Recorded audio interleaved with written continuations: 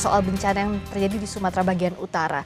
Tadi kan sebenarnya sudah ada early warning system, sudah ada peringatan dini, aksi dini dilakukan, tapi pada praktiknya tidak terjadi. Nah, Pak Dodik melihatnya apa yang jadi hambatannya? Apakah birokrasinya kah? Ya, jadi kadang-kadang memang logika birokrasi ini kadang-kadang berbeda dengan logika kedaruratan ya.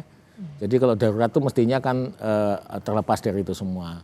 Nah, termasuk juga sebetulnya dalam penyiapan tata kelola kebijakannya, kan begitu. Jadi saya katakan selalu kadang-kadang dalam pengambilan kebijakan itu orang selalu terpaku pada data dan informasi resmi. Karena memang itulah yang kemudian dipakai. Padahal yang data dan informasi resmi itu belum tentu data dan informasi benar. Gitu. Jadi kalau data dan informasi benar, misalnya peta aja, peta kebencanaan, peta yang benar itu peta dari Citra Lensa terbaru gitu ya. Tapi peta resmi itu bisa jadi kalau saya di kehutanan gitu ya, peta kawasan hutan atau peta hutan itu bisa jadi peta yang ditandatangani basah oleh 5 instansi berdasarkan tata guna hutan kesepakatan, yang itu bisa jadi peta dasarnya sudah zaman Belanda, Pak.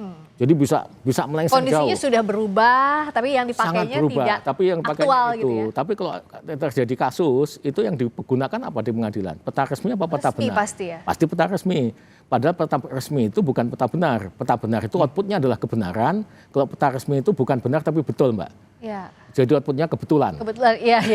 Kalau betul kebetulan. Hal-hal yang birokratis lah ya. Kebetulan dianggap benar. Betul. Iya, jadi belum tentu benar. Ya. Nah, ini yang kadang-kadang membuat menjadi miss semua, menjadi ada distorsi dalam pengambilan kebijakan. Ini juga sangat penting untuk kita garis bawahi. Tidak akan ketemu kalau mindsetnya kebencanaan dengan hal-hal yang birokratis, Pak Victor. Dalam kondisi seperti ini sebenarnya apa sih yang sudah dilakukan misalnya untuk mengingatkan daerah?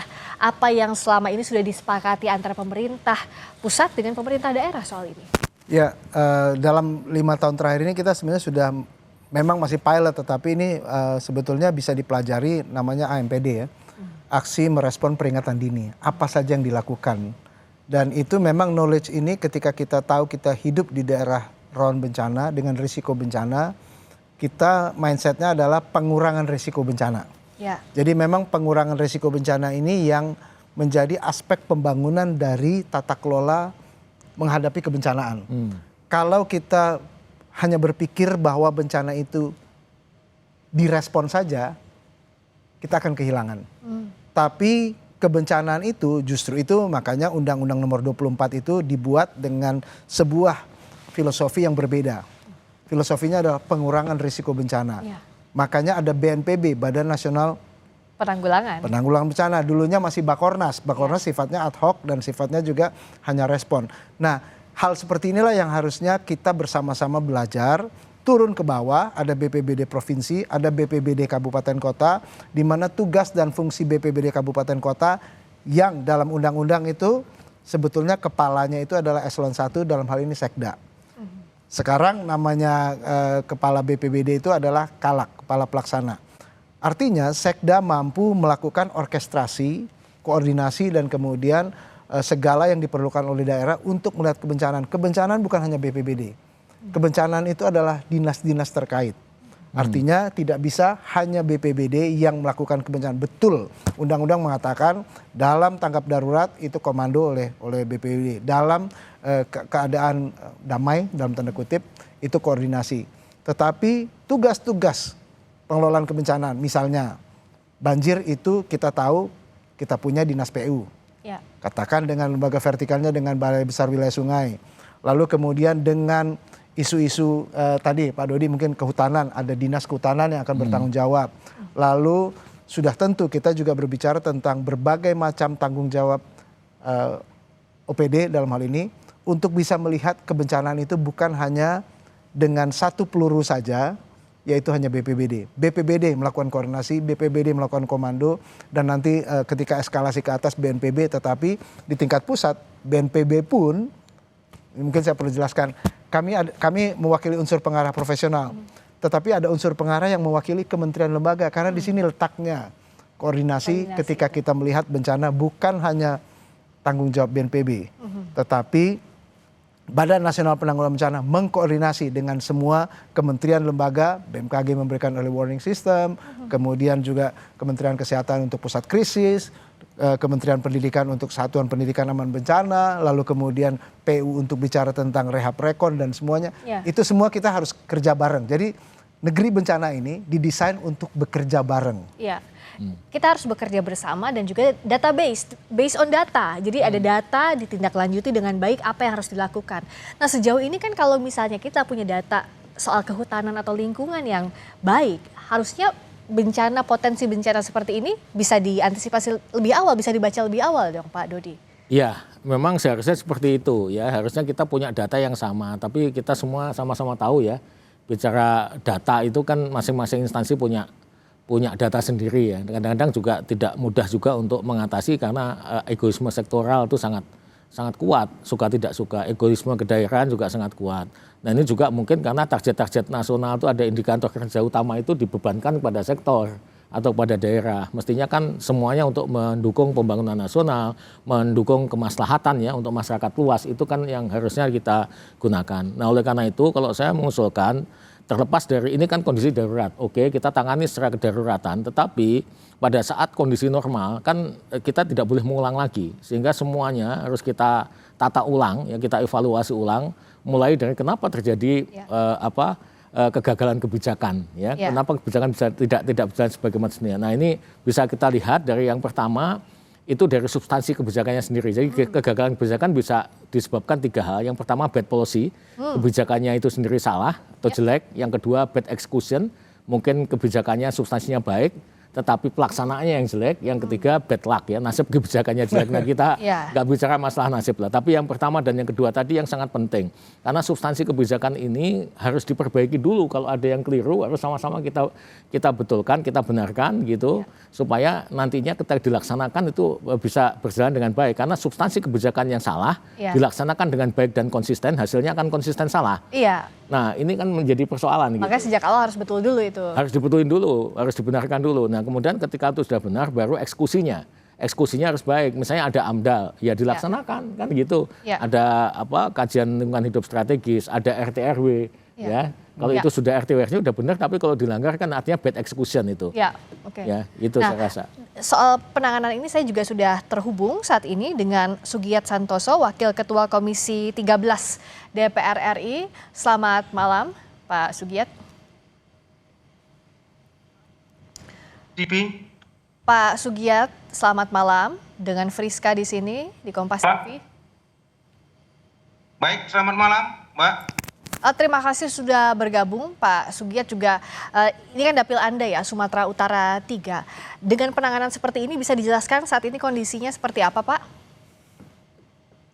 Ya kalau dari analisis dan pantauan kami selama beberapa hari di beberapa kabupaten kota di Sumatera Utara memang mitigasi bencana dari mulai sebelum terjadinya bencana, ketika sedang terjadinya bencana, dan sekarang pasca terjadi bencana memang pemerintah kabupaten kota, pemerintah provinsi, bahkan pemerintah pusat belum maksimal menangani persoalan bencana ini. Ada beberapa daerah yang sampai sekarang itu misalnya di Tapeng Sibolga akses jalan ke sana masih belum ada. Terus ada beberapa daerah misalnya di Langkat kemarin saya langsung terjun, ada sekitar 11 sampai 15 kecamatan yang masih rendam banjir dan belum dilakukan proses penanganan apapun. Misalnya terkait dengan evakuasi korban. 5 hari atau 4 hari rumah mereka rendam banjir sampai ke atap, tapi tidak ada penanganan khusus bagaimana misalnya warga yang sudah tua, sudah jompo itu bisa dibawa ke darat atau ke daerah yang lebih aman, terus ditindaklanjuti persoalan kebutuhan pangan mereka, persoalan kesehatan dan sebagainya. Saya pikir ini menjadi problem kita bersama lah, mengevaluasi bagaimana ke depannya terkait dengan mitigasi bencana baik sebelum, sedang maupun sesudah bencana itu bisa dilakukan oleh pemerintah daerah, kabupaten kota, provinsi dan pusat.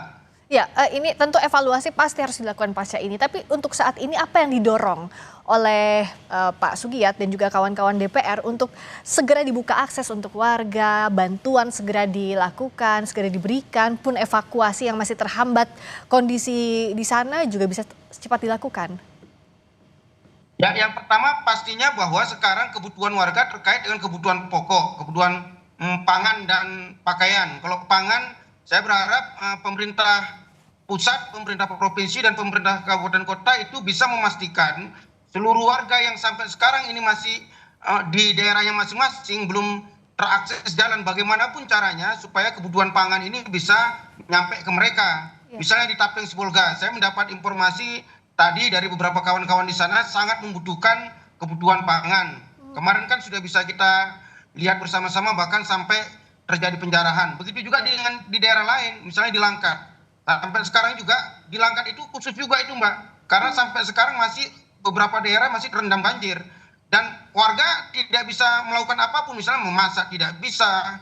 Saya pikir perlu atensi khusus dari segenap kita untuk memastikan kebutuhan pangannya terjamin. Begitu juga dengan kebutuhan pakaian. Kemarin kita turun langsung, sudah beberapa hari warga yang selamat mengungsi di beberapa tempat, pakaiannya itu sudah berlumur lumpur tapi tidak diganti-ganti, apalagi di daerah-daerah yang belum sempat melakukan pengungsian. Ya, dengan kondisi seperti ini tentu kebutuhan para korban yang harus diutamakan. Tadi ada kebutuhan pangan, lalu juga akses jalan ke sana masih sulit untuk distribusi bantuan, pakaian bahkan yang melekat di badan saja yang saat ini tersisa. Itu dengan kondisi seperti ini apa yang bisa dilakukan? Sementara akses kan terputus, Pak Victor. Memang kalau berdasarkan textbook harusnya sudah ada tim reaksi cepat dari pemerintah daerah yang memberikan pelaporan, artinya mereka punya data, tadi kita bicara data. Dan tim reaksi cepat inilah yang kemudian memberikan data kebutuhan. Nah memang yang harus kita bersama-sama, tadi Pak Sugiat mengatakan kita harus bersama, tidak bisa sendiri. Artinya dalam kondisi yang seperti ini BNPB melakukan pendampingan. Dan oleh karena itu pendampingan ini menolong setiap kabupaten kota untuk bisa bekerja lebih efektif. Pertama, mereka dalam kondisi yang panik. Kemungkinan keluarganya juga terdampak, kita harus mengakui itu. Yang kedua, sumber daya yang sangat terbatas. Dan oleh karena itu dari pusat, Badan Nasional Penanggulangan Bencana berusaha untuk melakukan pendampingan. Tetapi juga sekarang yang sedang dikerahkan adalah relawan. Relawan itu sudah ribuan jumlahnya dan tinggal bagaimana disebar untuk kemudian bisa menolong dalam pengumpulan data, artinya menolong untuk kaji cepat, lalu kemudian menolong juga untuk pemenuhan kebutuhan awal, kebutuhan baku, dan ketiga bisa juga mendampingi, saya katakan mendampingi karena yang tugas utama itu SAR untuk pencarian dan evakuasi. LSM atau apapun yang punya tim yang untuk melakukan pencarian itu hanya pendampingan karena yang sebagai tugas pokok dan fungsinya adalah Basarnas, dan Basarnas akan melakukan evakuasi dan juga upaya-upaya yang masih mencari korban yang hilang. Pak Sugiat, kalau dengan kondisi seperti ini kan tadi ada laporan juga, tadi dari BNPB sudah menjelaskan bagaimana yang seharusnya dilakukan, koordinasi dengan tim reaksi cepat pemerintah daerah. Kalau dari DPR apalagi di Dapil Bapak, saat ini kondisinya siapa yang bisa dikontak secara langsung, yang bisa membantu setidaknya proses komunikasi ini berjalan lancar? Karena kan sekarang kondisinya juga sulit sekali dihubungi. Berikutnya, agar pembukaan jalan akses bantuan antara pemerintah daerah dan pusat juga berlangsung dengan baik, Pak. Tapi dijawabnya usai jeda, sesaat lagi di Sapa Indonesia Malam.